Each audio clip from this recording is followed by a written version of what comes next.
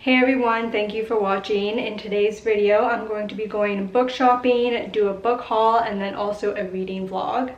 I'm so excited because I honestly have not been book shopping in months, and I was looking at my physical TBR and thinking how I have like no summary books.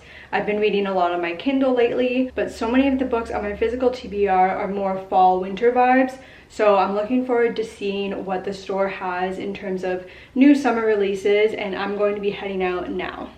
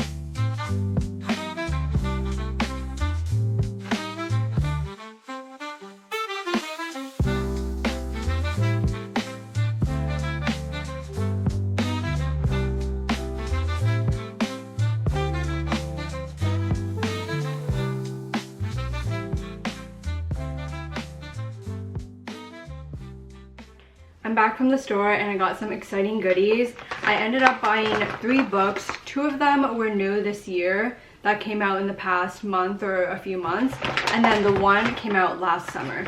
So I guess I'll do the books first.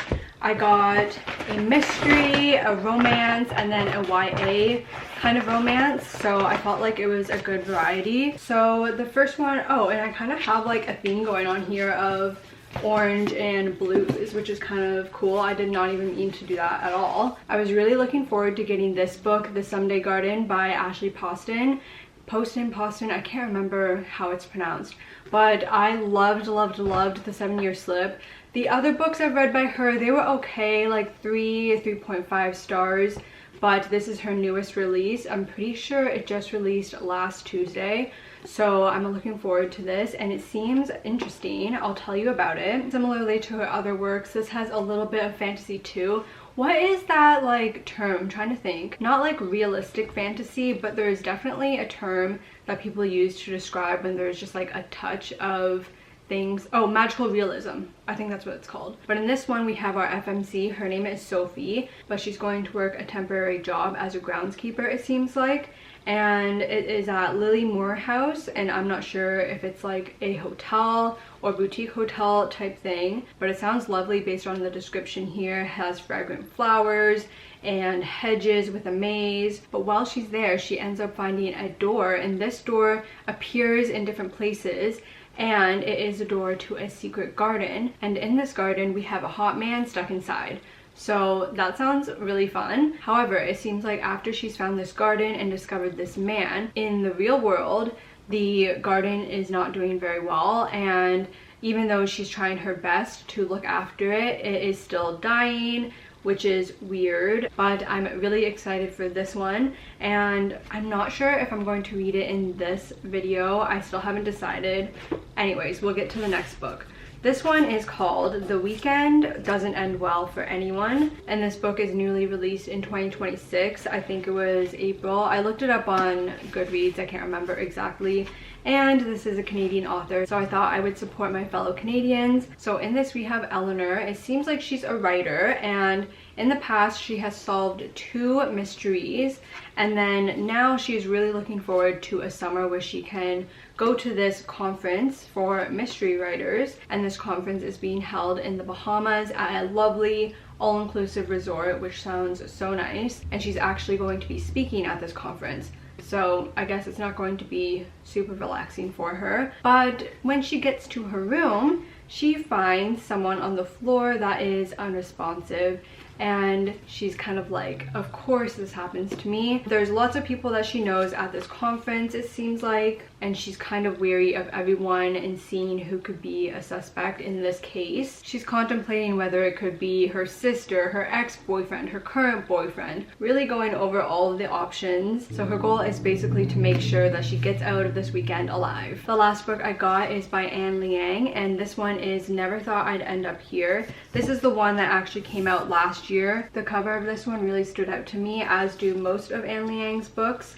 And this one is about Leah. So I guess at the start of this, she accidentally ruins her cousin's wedding, which she didn't mean to, but as a result, her parents are staging an intervention and they send her on a travel program to visit beautiful cities in China, which the reason I wanted to read this is because I'm wondering if she will be visiting cities that I've visited in China.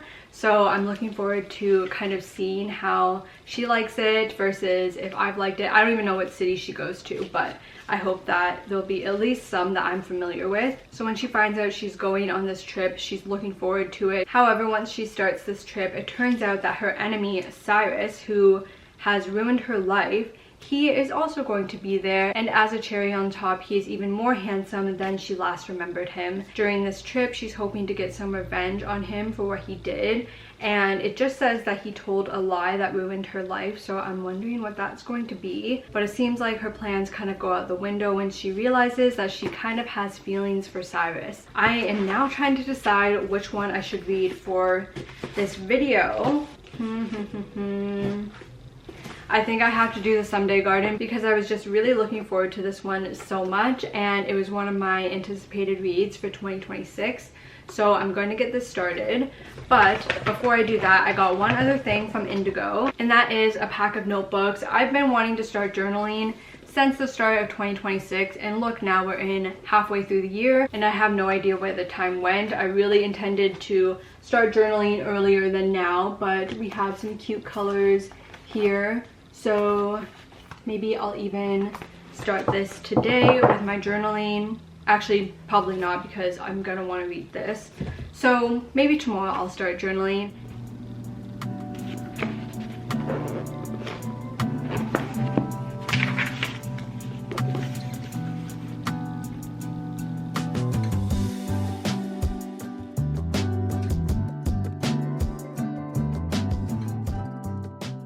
I'm about a third of the way through this book now. I'm currently on page 119 in the middle of chapter 16, and the FMC, her name is Sophie. She is the head gardener of this estate. It is called Lilymoor. She has volunteered to kind of revive the gardens because there's going to be a 200-year celebration. The owner of this place, her name is Eula. She will be announcing her retirement, as well as the new owners of Lilymoor. However, she hasn't determined who those new owners will be just quite yet. And even though Sophie went to school for horticulture, she's having some difficulties with the gardens at this estate. She comes across this mysterious door. She goes into the door and there is a secret garden. This garden, it's not the most tended to, a little bit unkempt. There's a lovely willow tree in it though, and beneath the willow tree there's a man. He's dressed really nicely, and she just figures it's another one of the visitors, so she tells him like, hey dude, you're gonna have to leave soon, but really doesn't think too much of it. Until the next day, she sees this door in a different area of the garden, and again finds the secret garden area with this mysterious man. They don't really have too many interactions. They've only literally talked twice. I actually predicted who I thought this man was going to be, and I ended up being right. So I'm so interested to see how he got there and why. Like, it just seems so odd. At the same time, she's also going through a lot of grief, which I feel like is right now the main theme of the book. And it's really sad to read about what's happened to her in the past year and just how she's trying to process everything. But aside from that, she's starting to develop a sweet relationship with Eula, and Eula's great nephew, he is also now present and staying at the estate. His name is Oliver, and it seems like she might be interested in him romantically. So far, there's really not much romance at all. Like I said, this nephew guy just came in, but I really do love this setting. It just seems so cozy and cute. She's staying in this groundskeeper's cottage, and it really just seems like a dream. That's all I have for now. I'm going to continue with this and hopefully soon find out what the heck is going on with the man in the secret garden.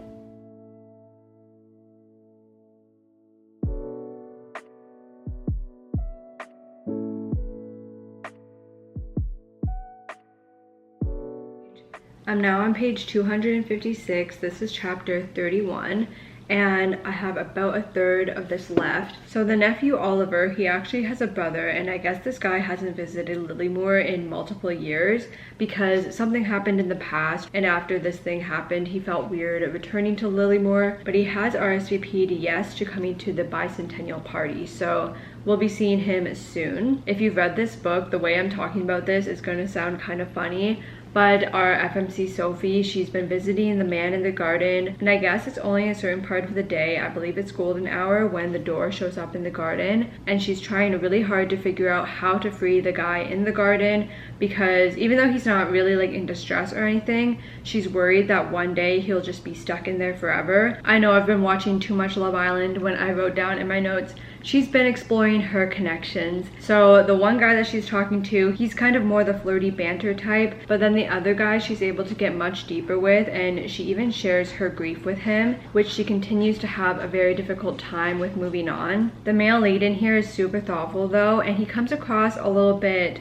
cold, I guess, initially, but in reality he's actually very sweet. He even saved all of the perfectly shaped strawberries for Sophie, and he ate the kind of like oddly shaped ones. I thought that just was kind of a cute detail. I'm going to finish this and I'll give you my final thoughts in my next update. I just finished the Someday Garden, and first off I wanted to talk about how much I loved reading about these beautiful whimsical gardens and seeing how Sophie put so much love into restoring the gardens for this party. I've seen a few TikToks of this guy who goes through his garden and says what he would do if he was a fairy, and that was kind of what I was picturing when I was reading this. Just so beautiful and lovely and just like a breath of fresh air. However, with this there were a few confusing plot points, especially with the Someday Garden, and kind of that it wasn't like time travel, just how the way time passed in the secret garden versus the real world were different.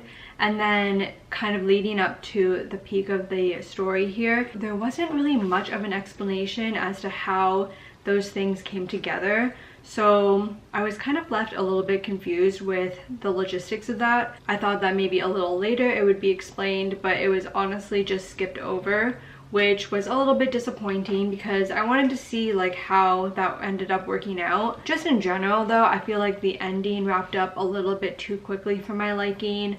People made up and everything ends up being okay, but I did feel like there were more in-depth conversations that needed to happen that didn't. And in terms of the romance, I feel like I wish we saw our main characters together more so in a romantic sense, but I would say for most of this book there wasn't too much of a connection. So then in the end, when there's the love declaration and everything, I just feel like I didn't really believe it all too much. I did really like though how each chapter started off with untranslatable words, which one of the characters liked talking about and discovering, so I found that pretty interesting. But yeah, I feel like I was a little bit disappointed by this, honestly. I think for my next video, I'm going to start off this book. So if you're interested, stay tuned and subscribe. But if you've read The Someday Garden, I would love to hear your thoughts on it down below in a comment. And don't forget to give this video a like. Thank you so much for watching, and I hope to see you in a new video soon. Bye!